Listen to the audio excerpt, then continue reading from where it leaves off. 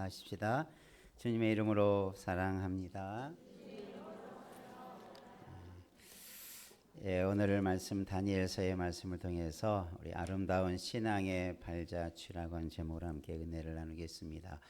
우리 성경에 보면 많은 신앙의 정말 아름다운 모습을 가지고 살아가는 그 사람들의 모습이 많이 기록이 되어 있습니다. 나도 저렇게 살고 싶다라는 다짐도 하지만 참 닮아가기 어렵고 힘들고, 그러다 보면 어떻게 이렇게 그렇게 살았을까, 어떻게 그런 삶을 실천하며 평생을 그렇게 살 수 있었을까라는 그런 존경심과 또 그런 경외함이 가질 만큼 그런 정말 아름다운 신앙을 살아가는 신앙인의 모습이 많이 담겨져 있습니다. 오늘도 이 다니엘을 통해서 우리에게 다니엘이 가졌던 그 아름다운 신앙의 모습을 우리가 함께 발견해 보고, 그 신앙의 모습을 우리가 함께 좀 실천해 보고 닮아가고 또 그렇게 따르는 결심을 가지고, 또 우리들도 우리가 닮아가는 삶을 통해서 누군가에게도 또 모델이 되어줄 수 있는 그런 거룩한 또 아름다운 믿음의 신앙의 발자취를 남기는 자 되기를 간절히 소원합니다. 한번 옆에 분하고 한번 다짐해 보십시다. 우리도 아름다운 신앙의 발자취를 남겨 가십시다. 그래서 누군가 내 신앙을 돌아보고 자녀든 성도든 이웃이든 저렇게 살아간 그 인생의 모습 속에 나도 저렇게 살고 싶다, 나도 저런 사람으로 좀 살아가고 싶다, 그래서 많은 사람들에게 귀감이 되고 본이 되는 그런 인생, 그것이 하나님이 우리에게 이 세상을 살아가면서 때로는 맡겨준 거룩한 사명의 모습인 줄로 믿습니다. 다니엘이라고 하는 믿음의 선지자의 모습 속에 보면 많은 사건들이 있었지요. 그가 젊을 때, 청소년 때 나라를 잃고 바벨론이라고 하는 나라에 끌려가서 저 청소년기를 그 암울한 시기를 보냈던 다니엘이었지만, 하나님의 은혜를 따라서 그가 믿음을 지켜가고 또 하나님이 주시는 지혜를 얻어서 그가 다른 어떤 소년들보다도 뛰어난, 그가 왕의 진미를 먹지 않고 채소를 먹고도 그 얼굴이 아름답게 빛날 만큼 하나님께서 그에게 큰 은혜를 주시고 지혜를 주셔서 하나님께서 다니엘이 그 이방 나라 속에서 뛰어난, 또 그곳에서 인정받는, 또 그 나라의 지도자로 서갈 수 있는 인정받는 그런 사람이 되었죠. 오늘 말씀은 다니엘이 성인이 된 이후의 사건이죠. 그가 이 바벨론의 나라에 끌려갔지만 어느덧 바벨론도 메대와 파사라고 하는 나라에 의해서 그 강력한 나라가 멸망을 당하고, 이 다리오 왕 때 이 다니엘이 있었던 하나의 사건이죠. 다니엘은 나라가 바뀌어도 참 그런 일이 얼마나 힘든 일입니까? 나라가 바뀌고 정권이 바뀌면 사람이 다 바뀌고, 그죠? 그러에 등용하는 인재들도 다 바뀌게 되는데, 다니엘만큼은 시대가 변하고 왕권이 변하고 나라가 바뀌어도 인정받는 그런 지혜롭고 뛰어난 그런 하나님의 사람의 모습을 보여주고 있습니다. 얼마나 탁월한 사람이었는가를 볼 수 있고 얼마나 뛰어난 사람이었는가를 잘 보여주는 인생이죠. 그런데 다니엘 하면 가장 잘 기억나는 사건 중에 하나가 오늘 말씀에서 드러나는 사자굴 속에 던져지는 사건을 이 다니엘이 경험을 하게 되죠.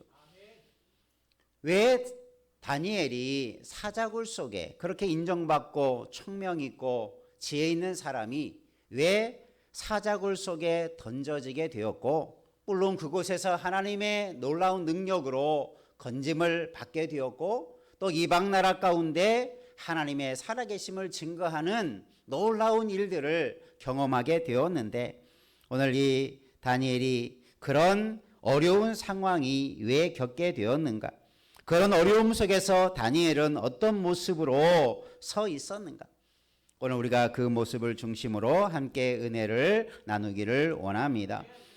그래서 우리에게도 때로는 사자굴 속에 던져지는 듯한 그런 위기들, 어려움들이 있을 때에도 여러분 다니엘을 생각해 보면서 하나님의 능력을 기억하면서 우리도 그런 신앙의 삶을 담기를 힘써가기를 주님의 이름으로 축원합니다.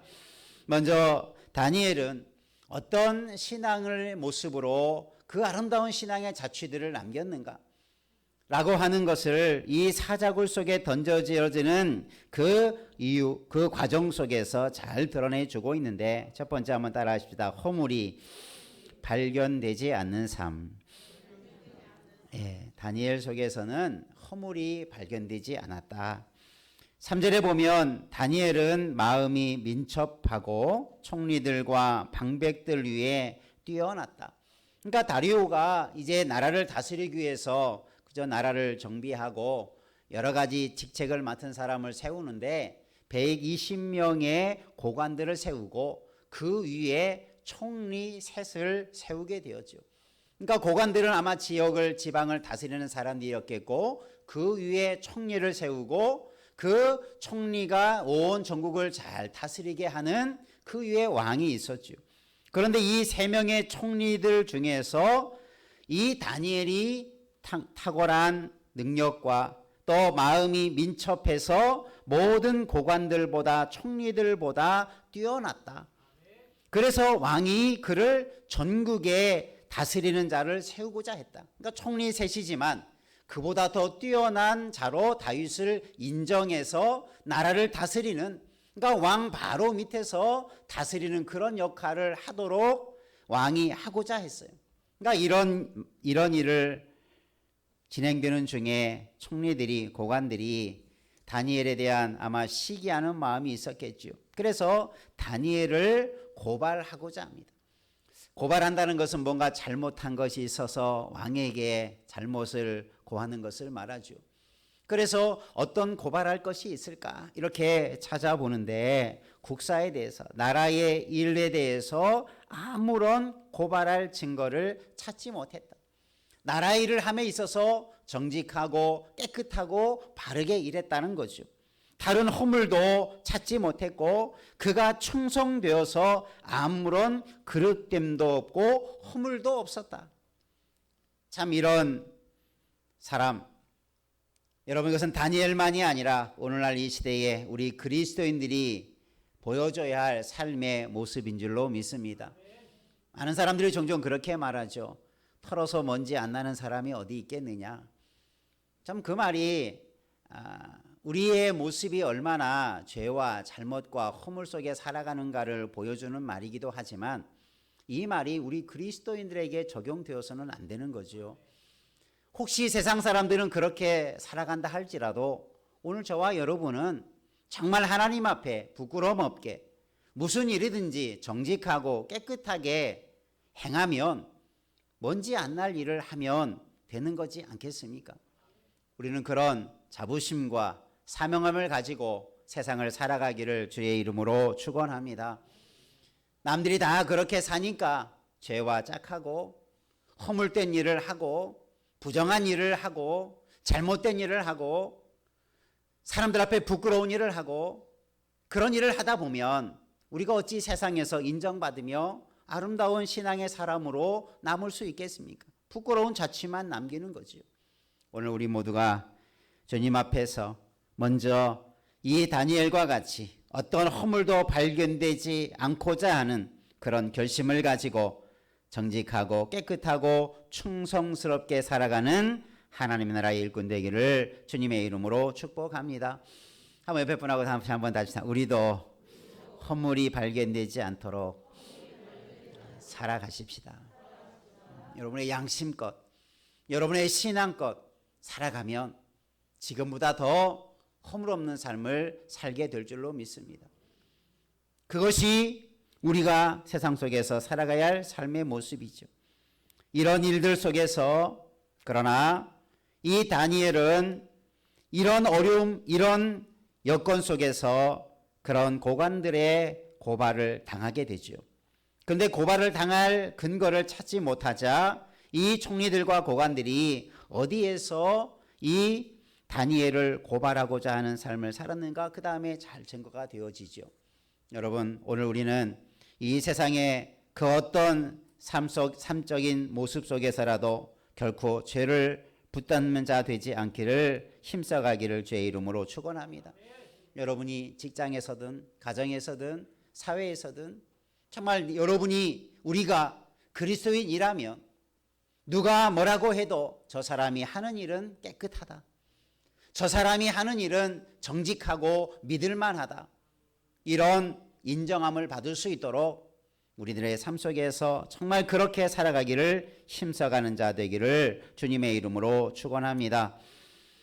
정말 잘못된 어떤 것을 찾으려 하고 허물을 찾으려 하는 사람들이, 그죠? 얼마나 다니엘의 흠을 찾고자 얼마나 노력했겠습니까? 모든 것을 다 뒤지고 모든 삶을 다 파헤쳐 봤는데 아무런 허물이 발견되지 않았다. 여러분, 이것이 우리들이 세상 속에서 가져야 할 삶의 모습이, 불가능하다고 생각하지 말고 우리가 왜 그렇게 살지 못했을까를 먼저 우리가 돌아보면서 한번 내가 그렇게 살아보고자, 우리가 그런 아름다운 신앙의 자취를 남기고자 그렇게 힘써가는 우리 그리스도인이 되어야 될 줄로 믿습니다. 그러면 세상은 분명히 변할 것입니다. 나는 제대로 살지 못하면서 자꾸 다른 사람 보고 잘 살라고, 그게 영향력이 없지요. 나는 제대로 하지 못하면서 나라가 잘못된 것을 개혁을 외치고 교회 개혁을 외치고 나라의 잘못된 것을 고치자고 외치는 것은 아무런 능력과 힘이 없는 거예요. 왜요? 내가 바르게 살지 못하면서 그 말은 허공에 있는 말에 불과할 것입니다. 우리 모두가 내가 먼저 바르게 허물 없이 살아가는 자 될 수 있도록 힘써 가시기를 주의 이름으로 축원합니다. 그러면 하나님께서 그런 자를 다니엘처럼 높이시고 하나님의 나라의 거룩한 일에 쓰임받는 일꾼으로 세워주시고, 그로 말미암아 많은 사람들이 바른 길로 갈 수 있는, 또 그로 말미암아 하나님이 증거되어지는 일들을 감당하는 거룩한 인생으로 하나님께서 세워주실 줄로 믿습니다. 그래서 우리가 정말 다시 한번 하나님 앞에서 다짐하시기를, 허물 없이 한번 살아가 보자.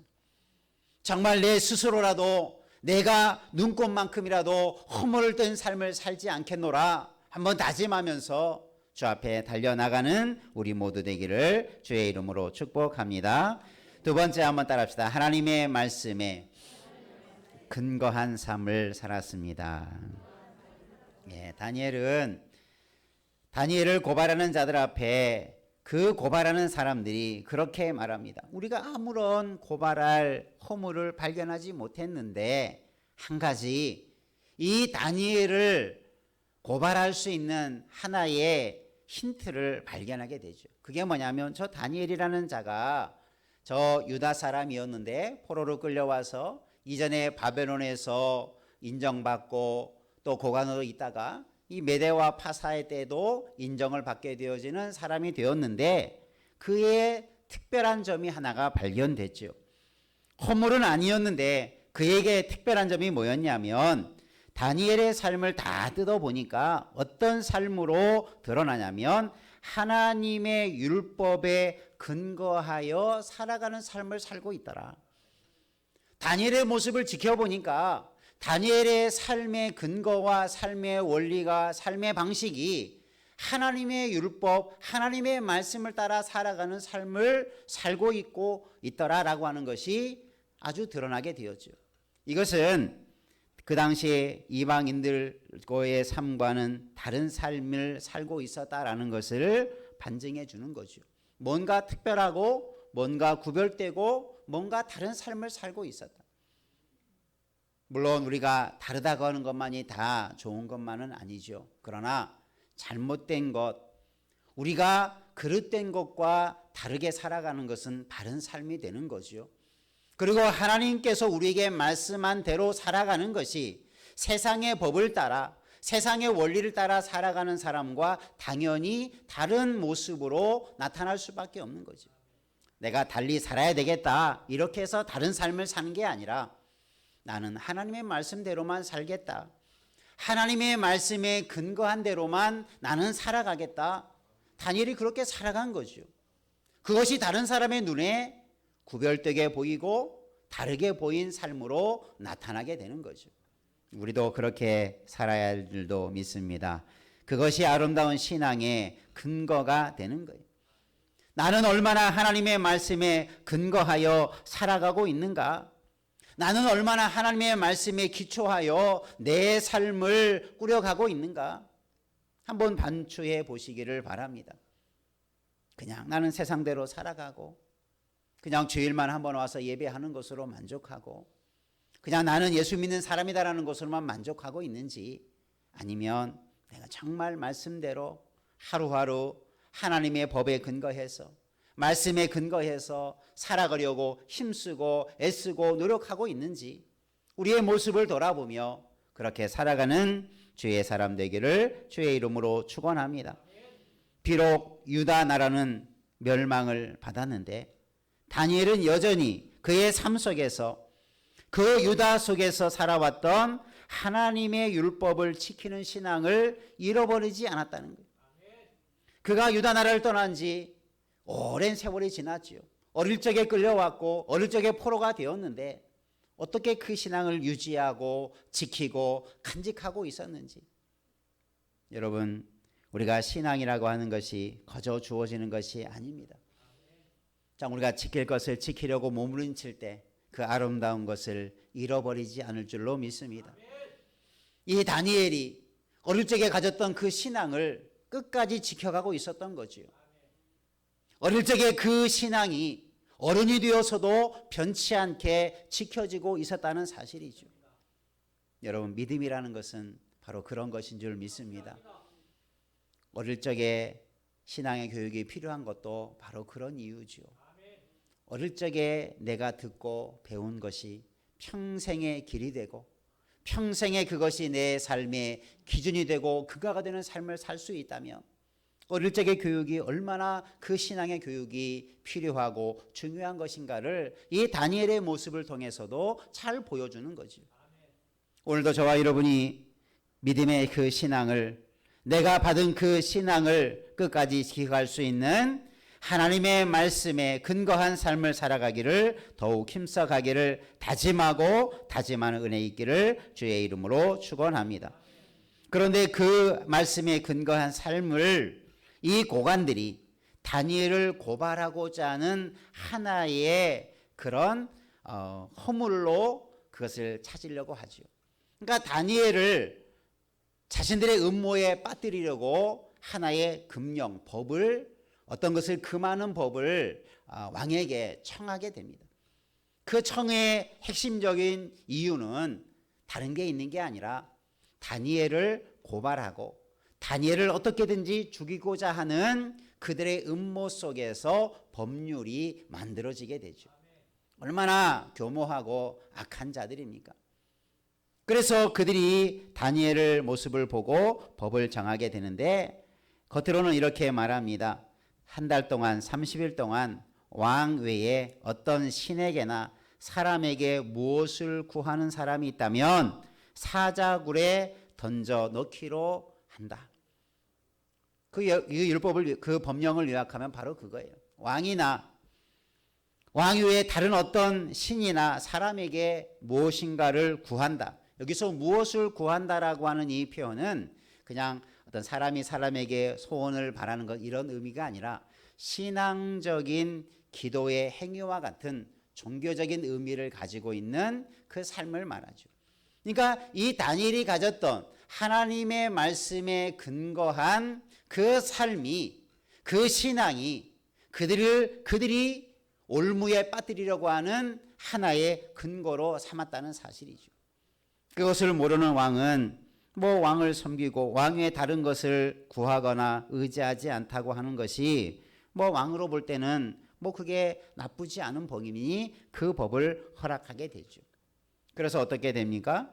그래서 이 법이 공포가 되어지고, 그리고 나서 오늘 말씀에 읽지 않았지만, 그런데 다니엘은 어떻게 했습니까? 이 조서가, 이 금령이 내려진 것을 알고도 다니엘이 어떻게 했습니까? 한번 더 했습니다. 예루살렘으로 향한 창문을 열고 전에 하던 대로 하루 3번씩 무릎을 꿇고 기도하며 그의 하나님께 감사하였더라.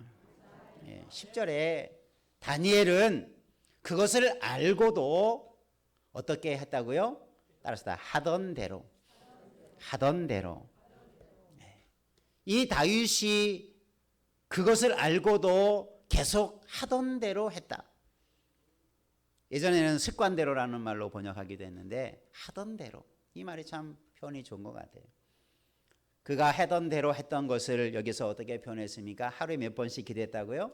3번씩 어떻게 해요? 문을 열고 기도했어요.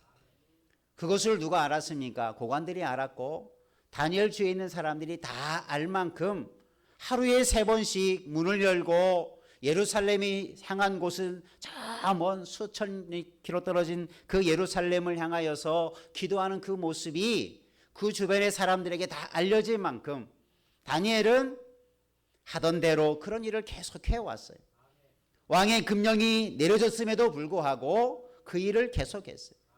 만약에 다니엘이 이제 이런 금령이 내려졌으니까 뭐 평생이 아니라 30일만 내가 기도하는 것을 멈출 수 없으니 그냥 창문을 닫고 그냥 사람들이 모르게 조용히 기도하든지 사람들이 안 보이는 시간대에 기도하든지 뭐 하루에 3번 기도하는데 꼭 뭐 정한 시간을 정해놓고 기도해야 되느냐, 그냥 사람들에게 모르게 발견되지 않게 그냥 기도하면 되지. 아마 그렇게 하더라도 아마 누가 뭐라 할 사람 아무도 없었을 것입니다. 그런데 다니엘은 하던 대로 했어요. 물론 방법이 꼭 그렇게 하는 방법만이 최고의 방법이다, 그런 것이 아니고 중요한 것은 자기가 하던 것을 그 어떤 법이나 어떤 세상의 왕의 임금의 금령이라 할지라도 자신이 그것이 잘못된 것이 아니고 허물된 것이 아니고 하나님 앞에서 그것이 바른 것임을 확신하고 있기 때문에 이 다니엘은 그대로 하던 대로 행하였던 것이죠. 이것은 다니엘의 믿음이 얼마나 말씀에 확신한 삶을 살고 있었는가라고 하는 것을 잘 보여주는 거죠.